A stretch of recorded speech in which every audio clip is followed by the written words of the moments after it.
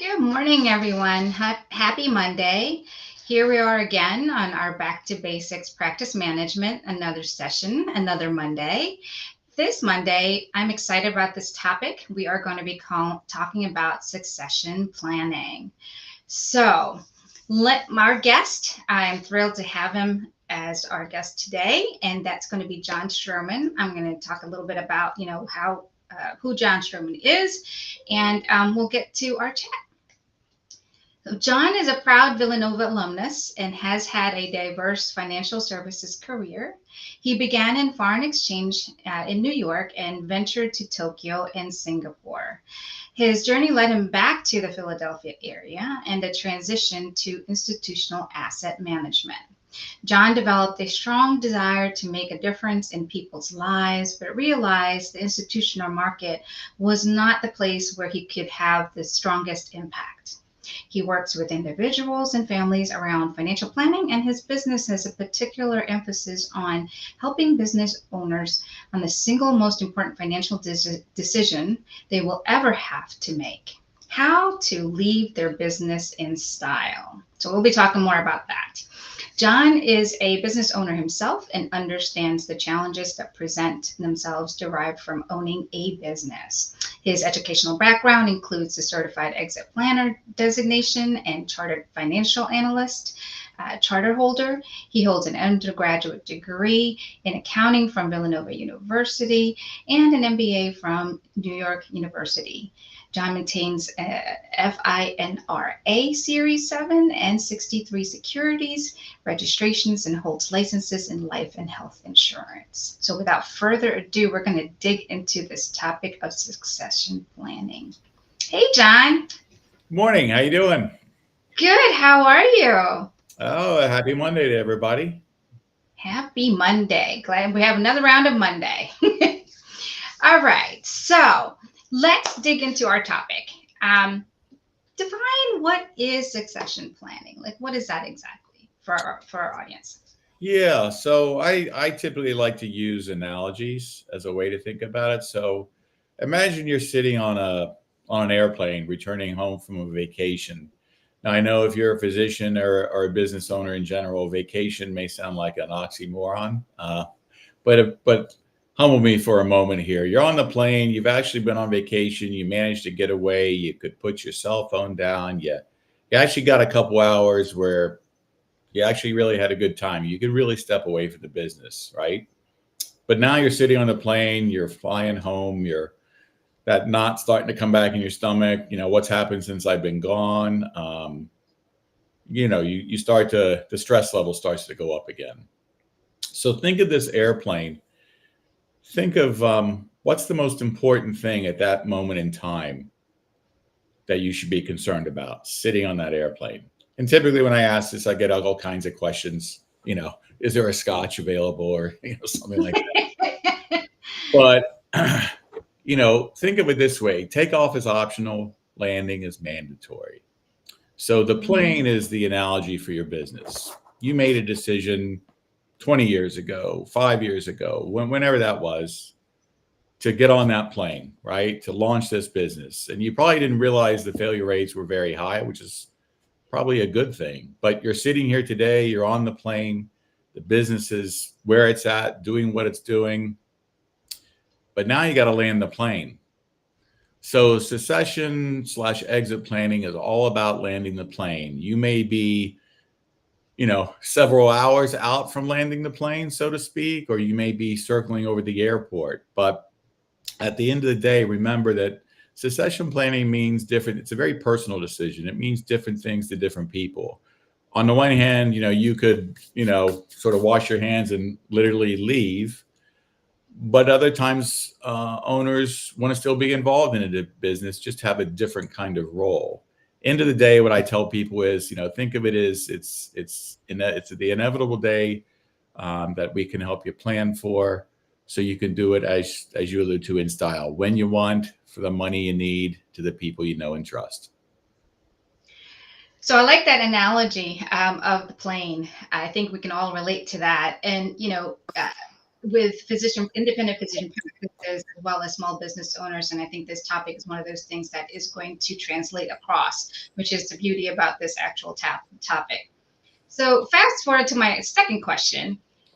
So, when should succession planning become part of the business, right? As an operational strategy. So we have two ends of the spectrum. You're brand new, physician practice just opened their practice. They decided to go at it on their own. And then you have, one that's already been existing. We've been practicing for a while. We have years under our belt. Again, similar descriptor to a small business owner that just started and has, long existence as a business owner. So when should that be? And let's just continue with your airplane analogy, the booking of the ticket. And then when is that? When do I book that ticket for, that plane ride that I'm going where I have no phones and whatnot and what have you? Yeah, you don't want the flight to be canceled too. So exactly.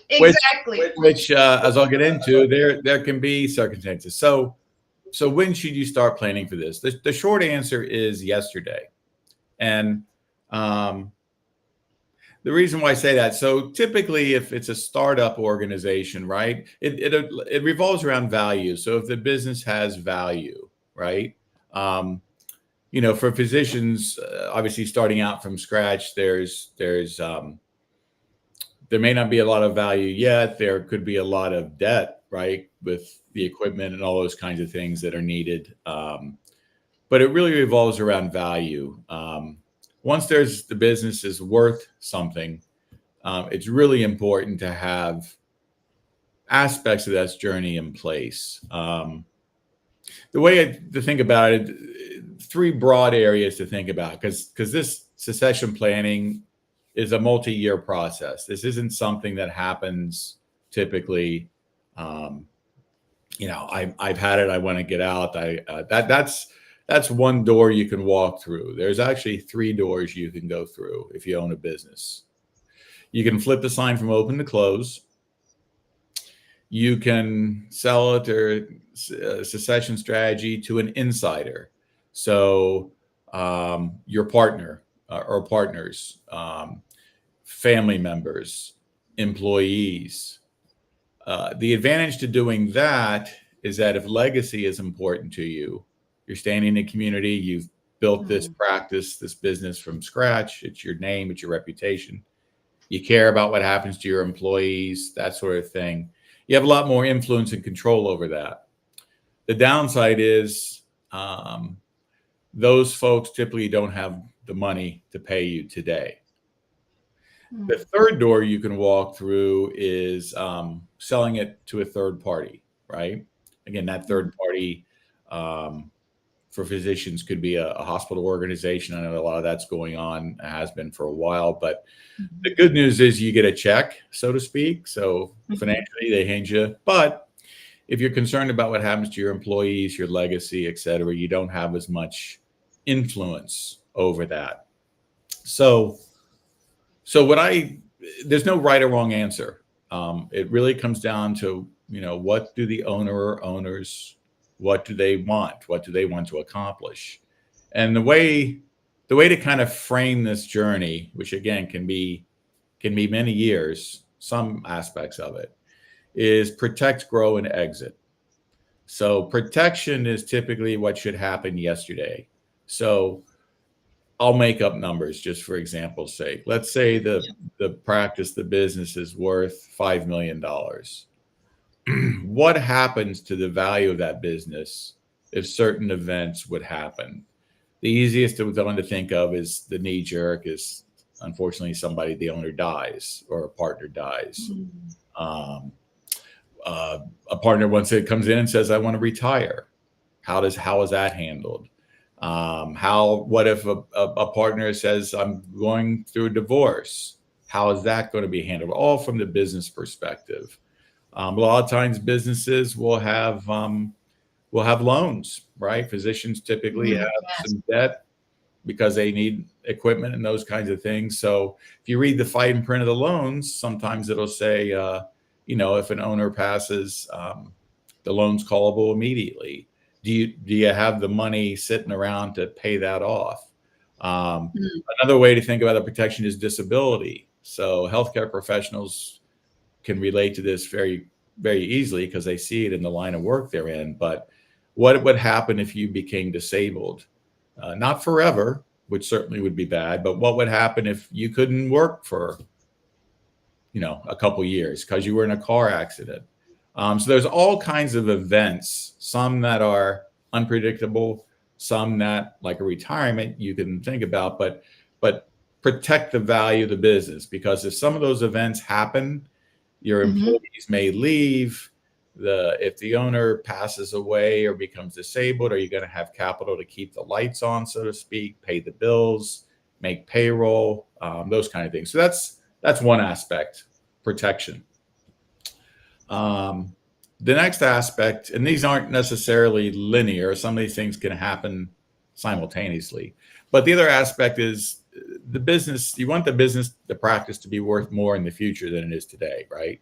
Because for Right. most people, this business value is your nest egg. That's why you're doing this. One of the reasons why. So I can't tell you to come in and how to do surgery, of course, or how to make a widget or become operationally more efficient. But what we help owners with is thinking about retaining employees, key employees.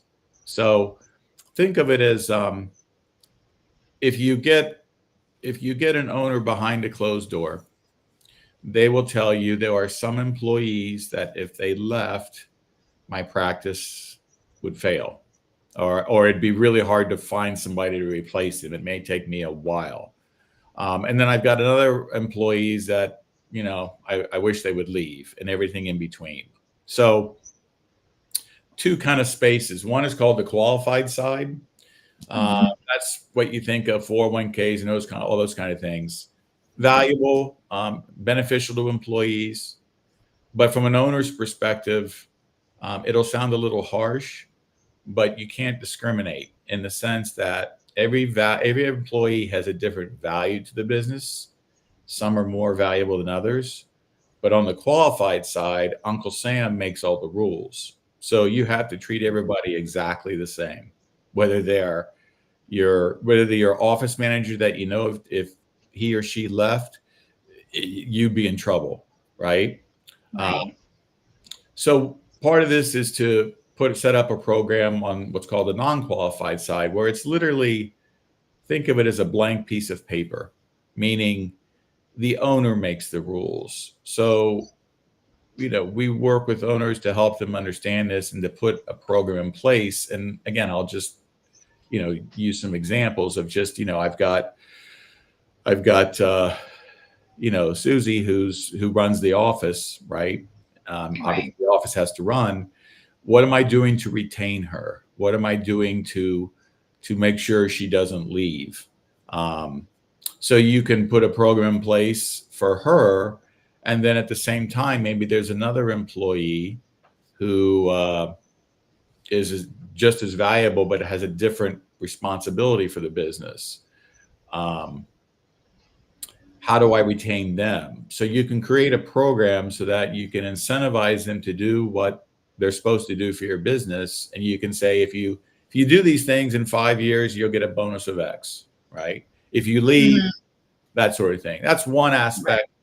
The other aspect would be, sometimes those folks may want to become owners of the business. Now, for physicians, obviously there's obviously a skill level there if you're a physician or a dentist, or so everybody's different. Mhm. May the owners in that practice may be all, dentists or physicians or whatever, but everybody's different. Sometimes, the person who runs the office, that sort of thing, it's up to the owner. But think of it as a way to try and create a market to sell your business to. Um, so again, just to use a simple example, if Joe, if you're very valuable to the business, I know you want to assume more responsibility. You'd like to become an owner, or Mhm. maybe take it over, or maybe own a portion of the business. So if you do, A, B, and C, if you do these things, over the next 5 years, you'll have the opportunity to buy 30%, 51%, everything, whatever you want it to be, based on a valuation formula we agreed to today, right? Because 5 years from now, 10 years from now, you want the business to be worth more. So in effect, what you're doing is you're able to give um, pseudo ownership to somebody without giving up any control today. Because what people don't always realize is as soon as you start giving equity to somebody, it'll sound a little harsh, but um, if that person would happen to pass away, their interest would go to their estate, and now you could be in business with their spouse. Point being, you can create a lot of complexity where it's not really needed. You can do it. You can accomplish the same thing without all the complexity. The third aspect is the actual exit. So, again, this may be something that you haven't really thought about very much. You honestly don't know what that's going to look like because it's so far off in the future, and you're trying to put out fires and take care of your patients and make widgets and whatever it is you do. So protect, grow, and exit, that's sort of the way to frame it. In my opinion, the protection side is something that should happen yesterday. These other aspects, you should be aware of it, but you don't necessarily have to do something about that today. One other point is just so all of these things that I've outlined here are typically governed by what's referred to as a buy-sell agreement.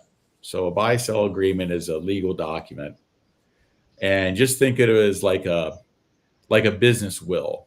So much like you have a will on the personal side, the buy-sell agreement in very detailed fashion lays out what happens to my practice, what happens to my business if these events happen. And again, the events can be unexpected, disability, it could be retirement, it could be divorce, etc. So, yeah, that's maybe. I think I've kind of covered the big points there. So. Yeah, I like the, protection, grow, and exit. And, the protection, I've heard that I think twice now in my topic. In the last session also I had was protection also. So we know that that's something that you have to make sure you enact upon as, business owners across the board.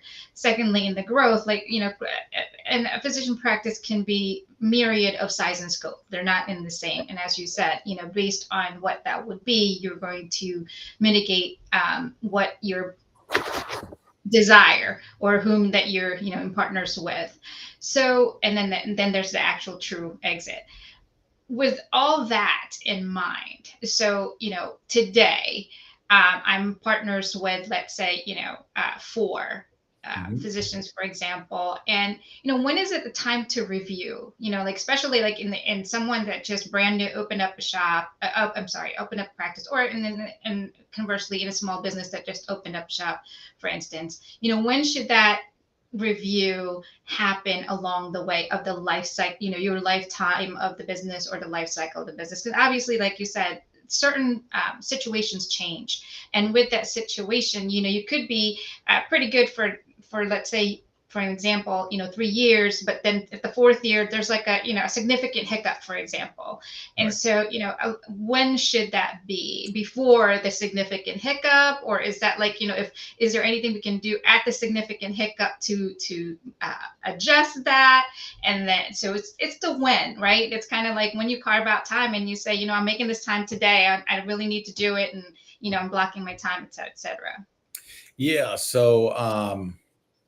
So you want to try as best you can to plan for those significant hiccups, so to speak, because sometimes if that hiccup occurs, depending on the hiccup, it's too late. So, a hiccup just in terms of, if one of the owners dies, what happens, right? So think of it this way. Just keep a simple example of, not four. I'll get to that in a sec. The more owners there are, the more complex the issues become because everybody has a family, everybody has their own life going on. But just think of it this way: you and I are in business together. Um, God forbid you got hit by a bus. You would come, your family, your spouse, your family would come to me and say, hey, the business is worth 5 million. We own 50-50. Um, you know, pay it, buy us out. We want the $2.5 million that we need. Do I have $2.5 million laying around somewhere that I can just go to and get? Maybe I can go to a bank, but then on top of losing my partner, running the business and everything that involves, now I've got a payment of, I don't know, 10 grand a year for the next decade, right? Right. So So when should these be reviewed? I would say at a minimum on an annual basis. Obviously, when you start out, it's going from scratch, but it's not necessarily just a timeline. It's more of like you alluded to, life events. So if you've got four owners, those are four families. So what happens with maybe one of the owners has a baby, has a child. Everybody's life's different. Everything's going on in their lives, and you just want to make sure that um, those circumstances are kind of accounted for and thought about. And also, you want to make sure. Again, that's why I mentioned the valuation formula. Some people will have these things in place, but it's been 7 years ago, and now the business is worth more than it was 7 years ago. Um, you know, the families, there's a couple more kids involved, and it's just a little bit more complex. So you want to try and you don't have to examine this every single day, but I would say at least once a year, or when one of the owners has sort of a significant event kind of thing happen in their life that you haven't, you want to plan for the disability, the divorce, all those kinds of things. But or sometimes happy events, a child, Sure. like that. Or remember, this buy sell agreement, it's an agreement. It can be changed at any time, right? It's a living document. It's not like you set something in stone and you can never change it. You can change it as often as you like, obviously, as long as all the parties agree to the changes, right? And unfortunately, Right. what can happen is when you're starting out and there's not a lot of business value, um, I still would recommend the owners sit down and talk about this, because it's going to be much easier when there's no value to talk about these things. Believe me, Mm, I've seen it. Even if you are best friends with your partner, right. life changes. So you're sitting there and you wouldn't necessarily have to plan for everything, but having that conversation sooner than later is desirable, because if you don't, and it's flash forward 5 years and now there's some really good value in the business, it can become a different conversation. It can, there's just, when money's involved, sometimes people change, and you just have to be aware of that. Better to start out and get this tightened up, some aspects of it tightened up right away. Um, so And the practicality of it, before I get to my third question, I will briefly touch on, is, the frequency, and I think just knowing that it's a living will and it's not a, hard and fast that this has got to be this, that you have the ability to change. And I think the other thing is, like you said, as my example, whether you're two or four, or more, is having to be able to still agree that this is still what direction we want to do, as we that our succession is going to be like. mhm. So I like that. I think that gives a little bit of a breather with all of the things that are busy and happening coming at you at once. It's a good thing to know that you have a flexibility to be able to do that. That said, what if I don't have one? If I don't have anything at all, that never even come across my mind. But and I just truly don't have one. So is that too late? Not too late. And then, what's your process, John? Like if I'm one, I'm sharing. I have, I'm coming to you and I say, what, I really don't have one. It hasn't even come through my mind. Right. And so, what do I do? What do I do? Sure. So if you don't have a plan in place, then you're not in control of anything, right? You're not. And remember, your secession strategy or exit strategy, it can happen completely out of your control, right? You have no control of it. Right. So how we try to help owners is just so obviously this is a relationship that's developed over time. Um, Many times, well, so we'll sit down with an owner or a physician, and just get an understanding of the business. What are you trying to accomplish? How long have you been business? How'd you get involved in this? What do you want to see? Have you thought about what happens when you hang up the shingle? What are you going to do? So in the beginning, a lot of these questions we're asking, it's more questions from us and listening, and it's really just trying to get the person or persons to, first of all, realize that they have an issue, they have a problem, they just haven't thought about it yet.